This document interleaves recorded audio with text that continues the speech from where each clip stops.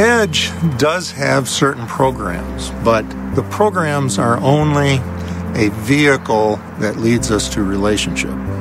There's a multitude of men here that help me on a daily basis, from personal counsel to just living their lives. They're my brothers and my sisters. They become my real family. The love is really genuine, and it's not just talking like, oh, I love you, but I actually want to help you out. I want to help you to become the leader that God has called you to be. They see something in me that I don't see in myself. If I want to be the light of this world, I have to get advice from people who have been lights in my world. Relationship is everything. You earn the right to ask those probing questions or difficult questions. Those relationships induce love, induce fellowship, induce acceptance. What if the church is no longer just a place where we visit, but we become the surrogate parents? What if the church took the responsibility for education and saying, no, you will go to college, you will complete high school? It's really assimilating people into a holistic life. And that is what we see as true empowerment. I was becoming really sort of like, I just want to leave. You know, I want to move out of Detroit. But now I don't feel like that because I'm a part of something that's making it where it's going to be a better place. They've come into this community and they've impacted it almost immediately. You see the people here and how many people are being helped. Hundreds of people, hundreds of families. I volunteer every month. That's showing my appreciation to them. Me and my boys come up here and volunteer, give them some of our time. It's really teaching people how to come together and work together and love together and experience life together.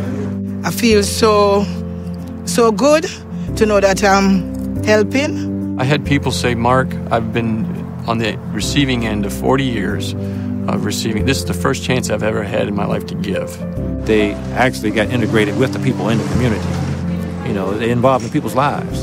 Like, it brings people together in our community, and it brings other people that's not in our community together, too. They planted a seed, and I think we'll have a pretty good crop here in another year or two.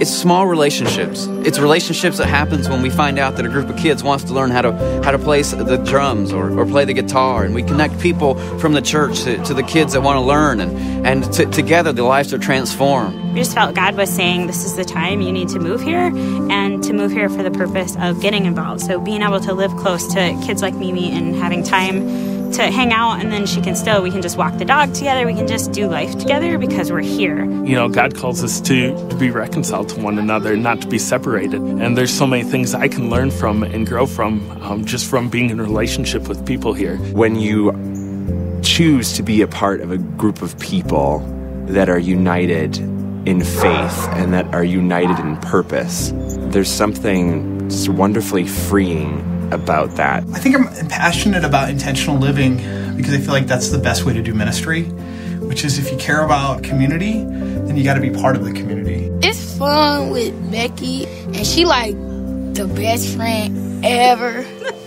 So I think that I can mostly tell her anything.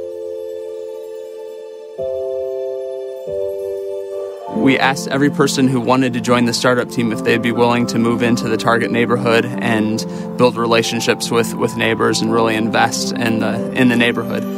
Really, the only way to do ministry is building relationships. So that's why we moved here, on purpose, to break down barriers. And to do so, you have to move in, build a relationship, and then talk about God. We've been very intentional to not have an us-them relationship. We try to not have a group of people who are always giving and a group of people who are always receiving. That's something I really need to do, is be involved in order to stay. Now I'm mentoring people and helping and becoming a part of society's productiveness instead of being a problem. As we see God through the lens of other people, we see that God is so multifaceted. It really helps my own relationship with God grow. Sometimes, you see people, they're just looking so down, and all they're looking for is somebody to connect with. I was a young, single, pregnant, about to be mom. I just thought that one day I would get up and go to church. So I walked into city life and I haven't left. God loves people, all people, whether they're homeless, whether they have an illness, whether they have an addiction. And the church's responsibility is to reach out to people who have an addiction, who have a mental illness, and be Jesus to them.